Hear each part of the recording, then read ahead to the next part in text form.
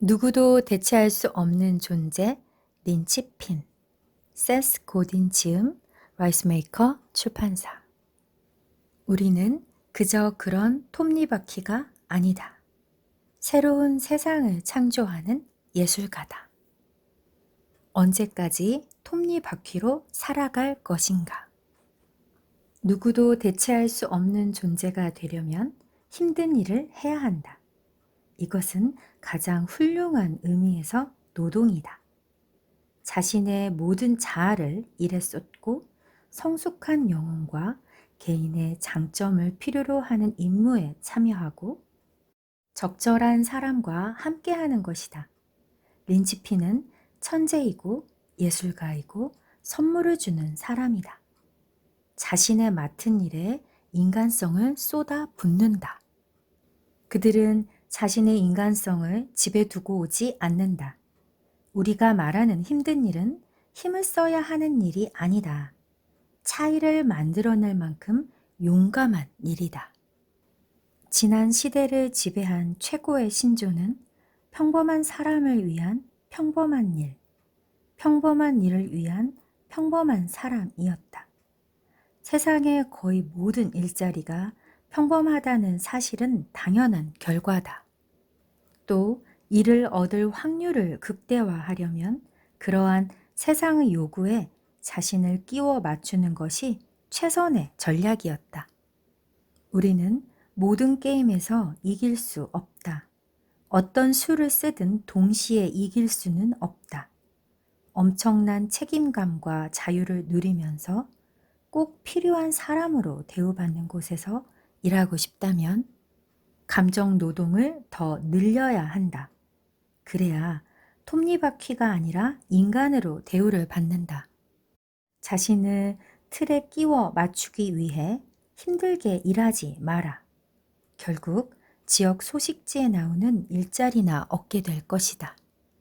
뻔한 이야기지만 일이 육체적 노동, 어려운 과업, 피로의 누적과 연관된다는 사실은 누구나 알 것이다.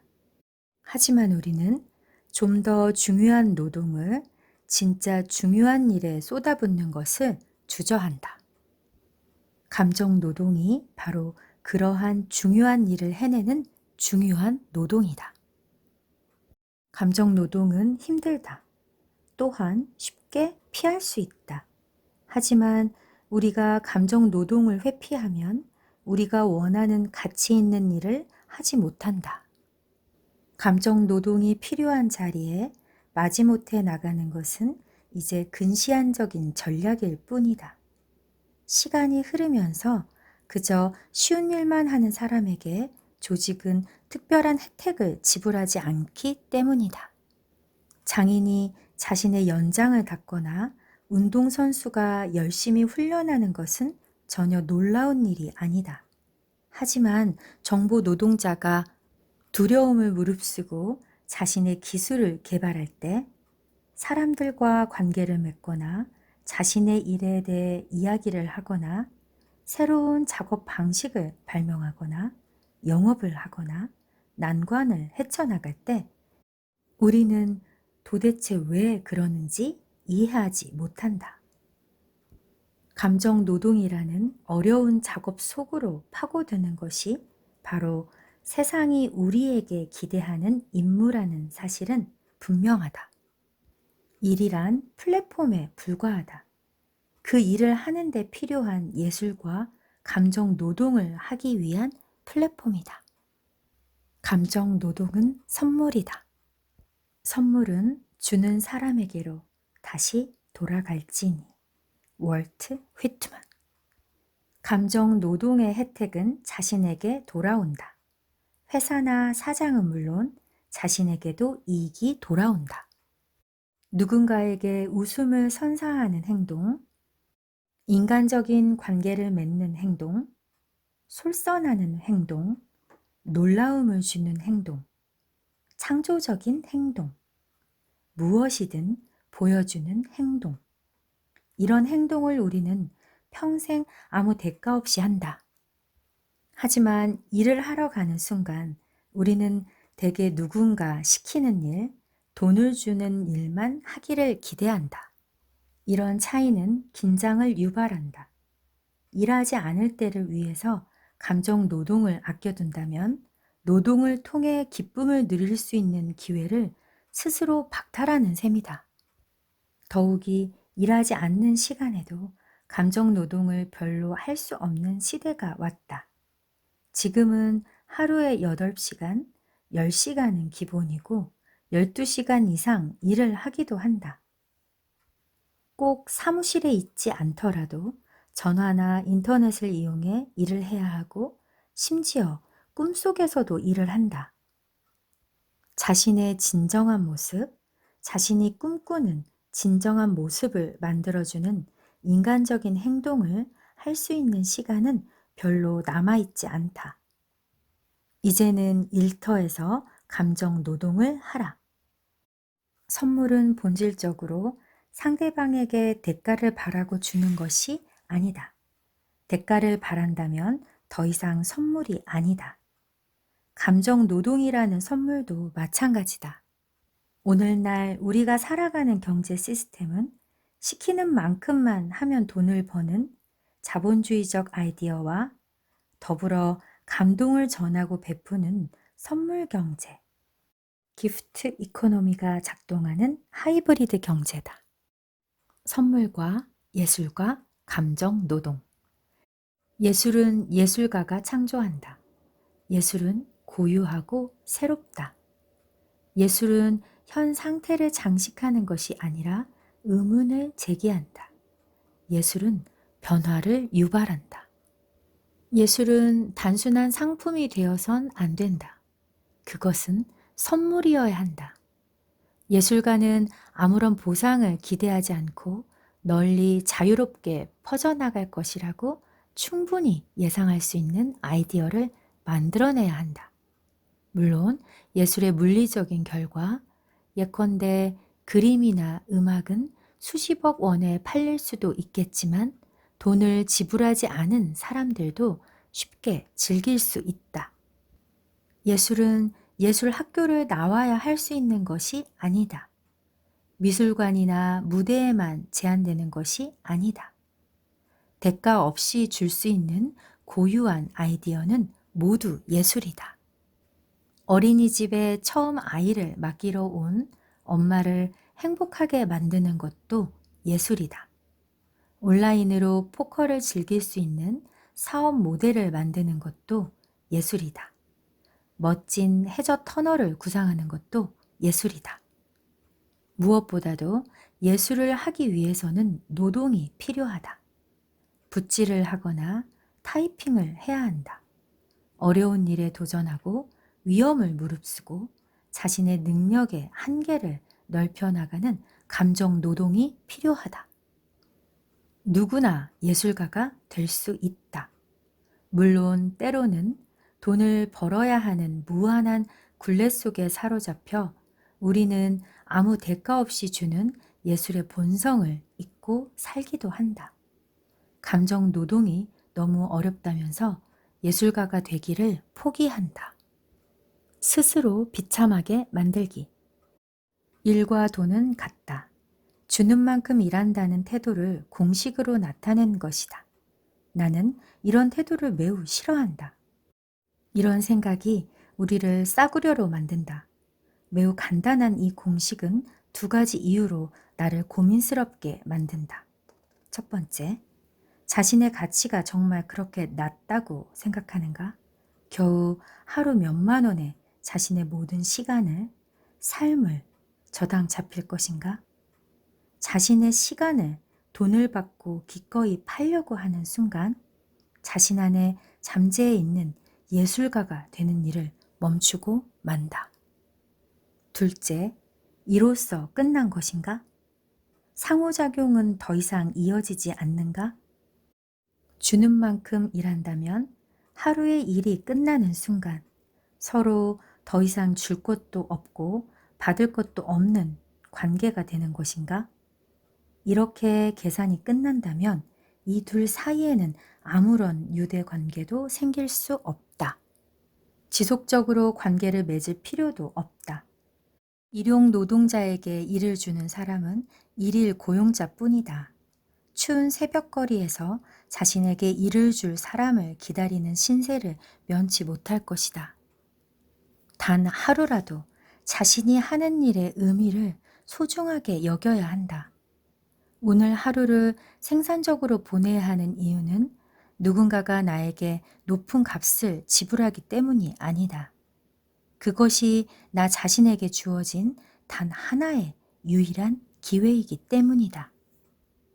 오늘 하루는 예술을 할 수 있는, 선물을 줄 수 있는, 중요한 일을 할 수 있는 기회다. 내가 하는 일이 더 나아지고 나의 예술이 더 중요해질수록 나의 선물을 얻고자 하는 사람들은 많아질 것이다. 내 선물을 누구에게 줄 것인지 훨씬 까다롭게 고를 수 있게 된다. 자신이 하는 일에 걸맞은 보수를 받지 못한다면 이는 그 일을 끝마치고 나서 유대가 형성된다는 뜻이다. 선물을 주고받을수록 사람은 더 끌리게 되고 관계는 쉽게 끊어지지 않는다. 열정. 열정이란 선물을 자발적으로 주고 싶어 하는 고집을 의미한다. 예술가는 완고하다. 나 스스로 만족하기 전에는 만족을 느끼지 못한다. 이 말은 형편없는 일을 하지 않겠다고 단순히 거절하는 의미가 아니다. 중요한 일을 하겠다고 고집하는 것이다. 이처럼 완고한 열정은 자신의 재능을 인정하지 않는 사람들 앞에서도 포기하지 않고 평정심을 유지할 수 있는 힘을 준다. 예술가들은 일생 동안 주는 데 초점을 맞춘다. 또 그들의 고집은 수입이나 직업 안정성에는 관심이 없다. 긍정적인 태도로 자신의 재능을 활용하는 길을 찾을 뿐이다. 열정적인 예술가가 되기 위해서는 지적 성실성에 대한 강렬한 끌림이 필요하다. 당신은 예술가가 되는 길에 들어섰다고 당당하게 말할 수 있는가? 당신은 새로운 아이디어를 꿈꾸고 그것을 실현하는 사람인가? 상호작용을 하는 새로운 방법, 감정을 전달하는 새로운 길, 관계를 맺는 새로운 통로를 찾는 사람인가? 톱니바퀴가 아니라 인간으로서 행동하는 사람인가? 그런 사람이 나라고 당당하게 이야기할 수 있는가? 그렇다. 예술가를 예술가답게 보이게 만드는 도구가 따로 있을까? 아니면 예술가들은 자신에게 주어진 도구를 이용해 예술을 할까? 셰익스피어는 연극을 발명하지 않았다. 원래 있던 예술 장르를 활용했을 뿐이다. 셀린저는 소설을 발명하지 않았다. 그저 몇 편 썼을 뿐이다. 그들이 사용하는 도구는 이미 존재하던 것들이었다. 우리는 특정한 장르의 예술에 맞춰 태어난 것이 아니다. 우리 유전자는 어떤 기술이나 도구를 활용할 수 있는지 전혀 알지 못하는 상태에서 태어나기 때문이다. 원시시대에 태어난 사람은 동굴에 벽화를 그리고 돌을 조각했을 것이며 오늘날 태어난 사람은 극작가, 화학자, 양자역학 과학자가 될 것이다. 어떤 도구를 반드시 찾아야 하는 것이 아니라 자신이 처한 환경에서 각자 예술을 하면 된다. 고객과 소통할 때 전통적인 기술이나 도구나 시스템을 새로운 방식으로 활용할 때 그것이 바로 예술이다. 열정이 사라졌다는 핑계. 열정은 특정한 프로젝트에 대한 것이 아니다. 열정은 사람에 대한 것이다. 열정적인 사람들은 열정적으로 행동함으로써 자신의 존재감을 끌어낸다. 문제는 엉터리 프로젝트나 마음에 안 드는 상사가 아니다. 열정을 느낄 수 있도록 만들어주는 것을 어떻게든 스스로 찾아내야 한다. 열정이 있는 사람들은 그렇게 자신의 열정을 유지해 나간다. 열정과 예술이 결합할 때 비로소 린치피는 탄생한다. 사람들을 감동시키기. 사람들에게 자신을 드러내 보이는 것은 예술이다. 자신이 하지 않아도 될 일을 나서서 관계를 맺는 것은 선물이다. 자신이 할 말만 하고 자리를 뜰 수도 있지만 그 사람을 감동시킴으로써 그들의 삶에 영원한 차이를 만들어낼 수 있다. 이러한 행동은 위험을 무릅써야 할 뿐만 아니라 무작정 요구할 수 있는 것도 아니다. 이러한 행동을 하기로 마음먹은 것은 스스로 판단해야 할 일이다. 마음에서 우러나와야 한다. 당황스럽게 만들지 않으면서 사람을 울리는 예술도 있다. 내 주장의 기본 전제는 단순하다. 우리는 어떤 일을 하든 예술가가 될 수 있다. 예술은 누구를 위한 것인가? 어떤 예술가들은 자신을 바꾸기 위해서 작업을 한다. 예술을 만드는 과정과 그 결과는 오로지 그것을 만든 사람을 목표로 한다. 숲속을 걸어가면서 휘파람을 부는 것도 일종의 예술이다. 다람쥐가 박수 쳐주기를 바라며 휘파람을 부는 사람은 없다. 하지만 우리는 대부분 다른 사람을 위해서 예술을 한다. 내 예술을 보고 듣고 만지는 사람들을 바꾸고 싶어 한다. 그러한 관객들을 더 즐겁게 만들고 더 참여하게 만들고 고객으로 만들고자 한다.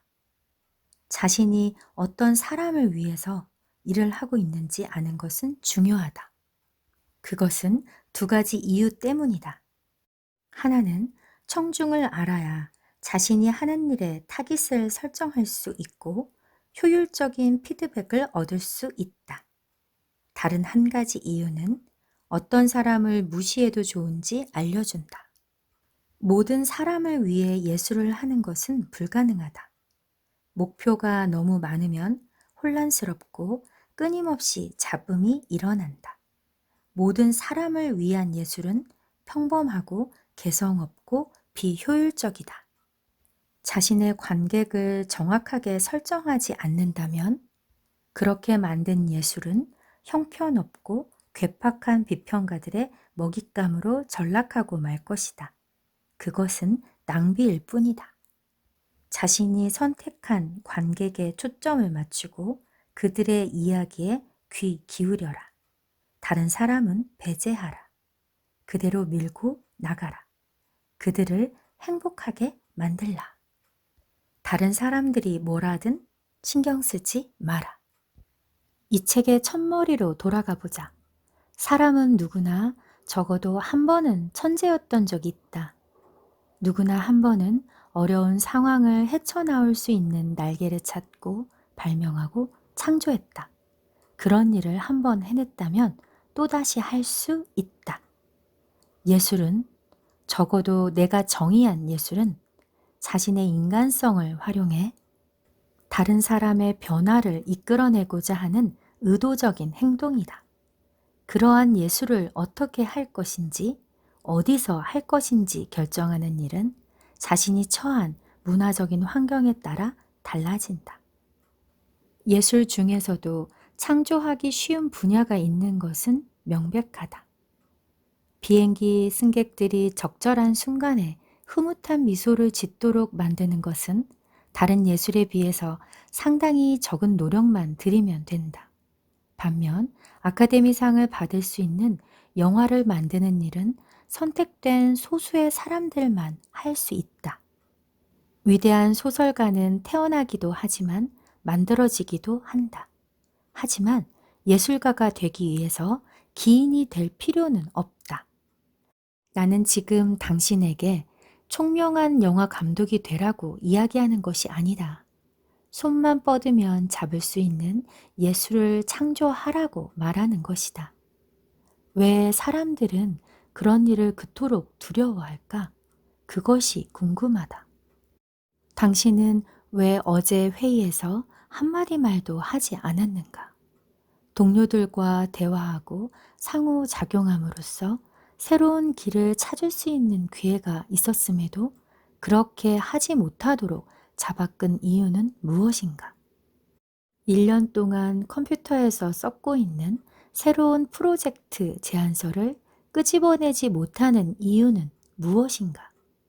수많은 웨이터들이 진정한 웨이터로서 탁월한 능력을 발휘하지 못하는 것은 무엇 때문일까? 나는 그 모든 것이 두려움 때문이라고 생각한다. 사람들은 이러한 두려움에 대해 이야기하는 것조차 두려워한다. 예술에 대한 두려움, 남들의 비웃음에 대한 두려움, 어떤 일을 하기 위해 홀로 일어서는 것에 대한 두려움 때문이다. 하지만 새로운 경제 시스템은 이러한 두려움에 맞서라고 재촉한다. 그리고 그러한 두려움을 가차없이 밀어낼 만큼 용감한 사람들, 예술을 창조하고 예술을 나눠줄 만큼 관대한 소수의 사람들에게 더 많은 혜택을 제공할 것이다. 오늘 하루는 예술을 할 수 있는, 선물을 줄 수 있는, 중요한 일을 할 수 있는 기회다. 내가 하는 일이 더 나아지고 나의 예술이 더 중요해질수록 나의 선물을 얻고자 하는 사람들은 많아질 것이다.